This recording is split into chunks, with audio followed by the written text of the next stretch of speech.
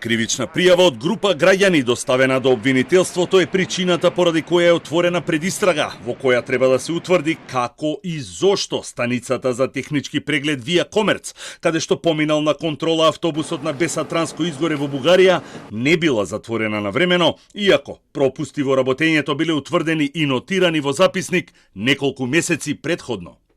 Предистрагата е отворена вчера и одземена е документација од неколку сектори во МВР кои го извршиле надзорот во станицата за технички преглед и го изготвиле решението за забрана. За да ги испитаме наводите од кривичната пријава и од вчера почна да се одзема документацијата. Во МВР еден дел од документацијата е одземена од одделот за сообраќај, а другиот дел од одделот за управни работи кои го изготвиле решението за затварање на станицата за технички преглед.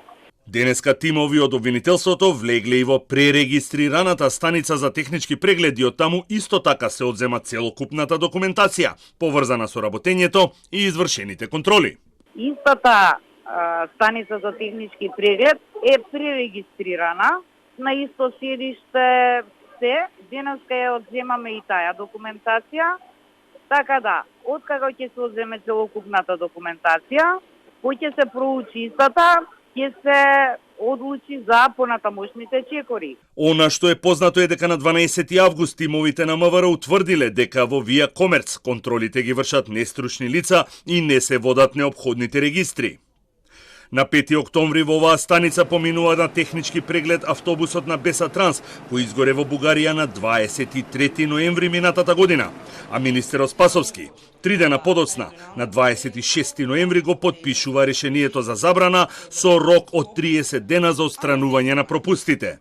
Собствениците на станицата ги отстрануваат пропустите со тоа што ја пререгистрираат на друго име.